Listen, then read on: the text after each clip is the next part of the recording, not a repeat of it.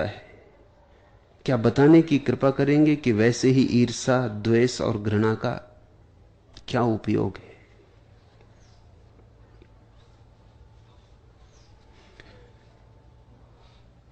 अनुपयोगी अस्तित्व में कुछ भी नहीं। तुम पहचान पाओ न पहचान पाओ, यह बात दूसरी। अनुपयोगी हो ही नहीं सकता।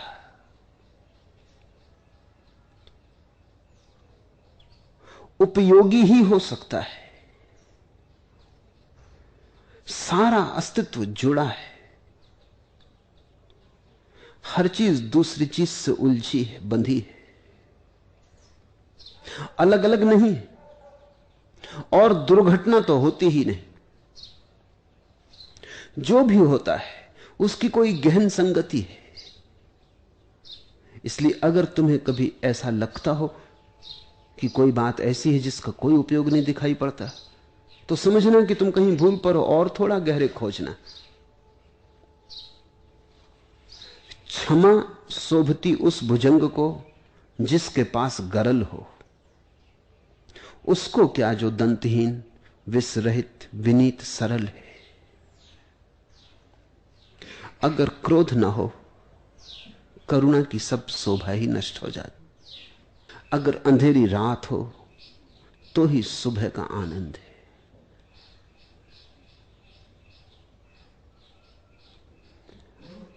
जीवन में जो भी है उसका विपरीत पृष्ठभूमि का काम करता है।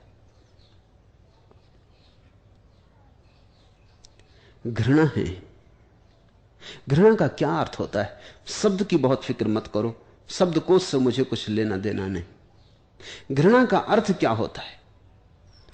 अस्तित्वगत भाषा में घृणा का क्या अर्थ होता है? इतना ही अर्थ होता है कि तुम दूसरे से दूर जाना चाहते हो, और कुछ अर्थ नहीं होता। तुम दूसरे के पास नहीं जाना चाहते। विकर्षण, तुम दूसरे से हटना चाहते हो, दूर हटना चाहते हो। एक अर्थ। अगर दूसरे से दूर हटने की यह संभावना ना हो तो प्रेम की संभावना समाप्त हो जाएगी।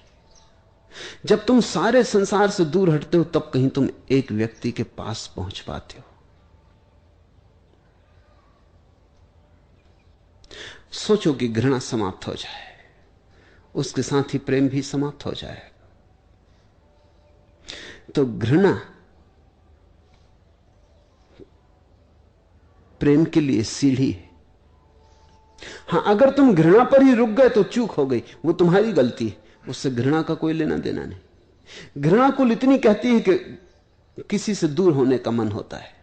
प्रेम इतना ही कहता है किसी के पास होने का मन होता है, किसी को पास लेने का मन होता है, इतने पास कि सब दूरी मिट जाए, कोई फासला ना रह जाए, कोई चीज बाधा ना बने, कोई अंतराल न रह जाए। ऐसी कामना प्रेम है। और किसी से दूर होने का मन होता है, ऐसा होता है कि इतना फासला हो जाए कि कोई दूसरे चांद तारों पर हो, मैं दूसरे चांद तारों पर। फासला इतना हो जाए कि कभी दोबारा पास आने का मौका ही ना आए, सारा अस्तित्व बीच में आ जाए।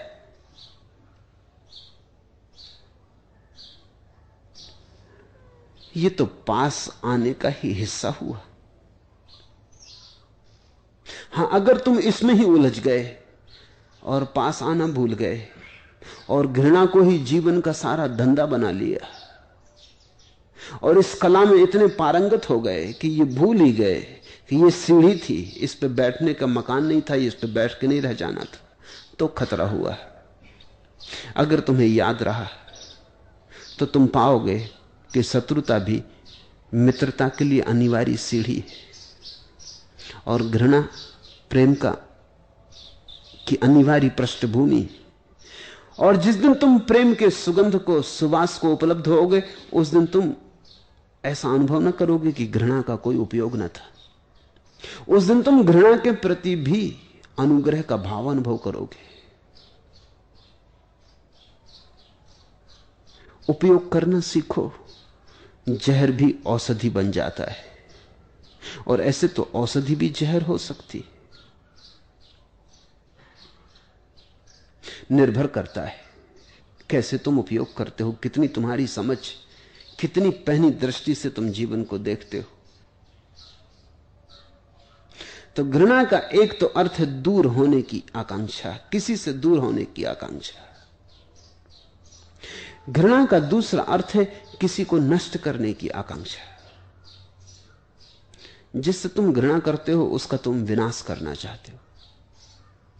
यह भी सृजन का अनिवार्य हिस्सा है, क्योंकि जिससे तुम प्रेम करते हो उसे तुम शाश्वतता देना चाहते हो, अमरत्व देना चाहते हो। जिससे तुम प्रेम करते हो उसे तुम सब तरह से निर्माण देना चाहते हो, उसे तुम ऐसा बनाना चाहते हो उस जैसा कोई दूसरा ना हो। प्रेम में तुम्हारी सृजनात्मकता जगती है और घृणा में तुम्हारा विध्वंस जगता है। दोनों जरूरी, क्योंकि किसी भी महत्वपूर्ण निर्माण में, किसी भी बड़े सृजन में विध्वंस का उपयोग करना पड़ेगा। एक नया मकान बनाना हो, पुराना गिराना पड़ता है। नए के निर्माण के लिए पुराने का विध्वंस करना पड़ता है। अगर किसी को स्वास्थ्य देना हो तो बीमारी का विनाश करना पड़ता है। अब सवाल यह है कि कैसा तुम उपयोग करोगे। तुम्हें अगर समझ हो तो तुम विध्वंस की धारणा का भी उपयोग निर्माण में कर सकते हो, सृजन में कर सकते हो। और अगर तुम पागल हो जाओ तो तुम निर्माण की क्षमता का उपयोग भी विध्वंस के लिए कर सकते हो, जैसा कि हो रहा है। लोग एटम बम बनाते, बड़ा महत्वपूर्ण सृजन है, लेकिन बनाते इसलिए हैं कि दुनिया को नष्ट कर दें।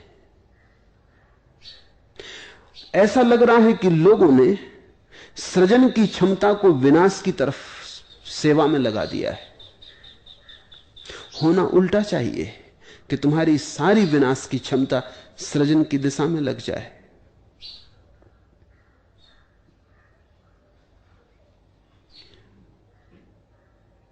अस्तित्व में तो सभी सार्थक है।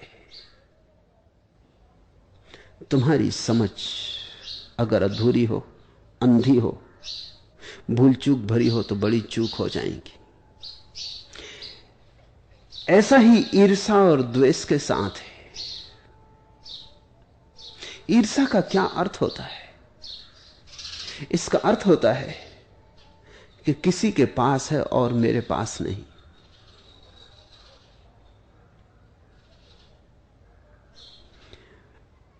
एक बुद्ध तुम्हारी राह से गुजर जाता है, ईर्ष्या नहीं होती, होनी चाहिए, और तब ईर्ष्या शुभ हो जाएगी। प्राण ईर्ष्या से नहीं भर जाते, भरने चाहिए। कोई बुद्ध हो गया,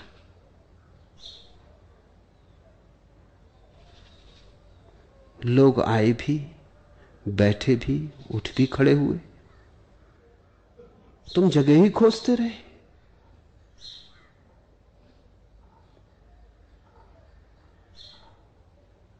वसंत आया भी गया भी, तुम सोचते ही रहे कहां आसियां बने कहां ना बने। बुद्धों को देख के ईर्ष्या पैदा नहीं होती, होनी चाहिए, और तब ईर्ष्या भी शुभ हो गई, सार्थक हो गई। तब तुम्हारे जीवन में एक भवक आ जाएगी। तब तुम्हारा सारा जीवन एक नए ही आंदोलन से आपूरित हो जाएगा। तुम्हारी सारी उदासी टूट जाएगी, तुम्हारी सारी शिथिलता टूट जाएगी। कोई झकझोर गया, एक तूफान आया और गुजर गया। जो तुम हो सकते थे कोई हो गया, तुम क्यों ना हो पाए? लेकिन तुम्हारी ईर्ष्या गलत रास्तों से चलती। कोई कार में से गुजर गया और तुम्हें ईर्ष्या पकड़ गई कि ऐसी कार तुम्हारे पास भी होनी चाहिए। हो भी जाएगी तो बहुत कुछ ना होगा। ईर्ष्या ही करनी हो तो बुद्धों से करना। किसी के वस्त्र देख लिए ईर्ष्या हो गई, किसी का मकान देख लिया ईर्ष्या हो गई। बना भी लोगे मकान तो कुछ ना होगा। जिसका देख के तुम्हें ईर्ष्या हुई है, जरा उसकी तरफ देखो, उसे क्या हो गया है। कुछ भी नहीं हुआ। हो सकता है तुमसे भी ज्यादा दीनहीन अवस्था हो। ईर्षा ही करनी हो तो उससे करो जिसकी सारी ईर्षाएं खो गई। यह हो सकता है कि तुम जिसका मकान देख के ईर्षा कर रहे हो वो तुम्हारा स्वास्थ्य देख के ईर्षा कर रहा हो।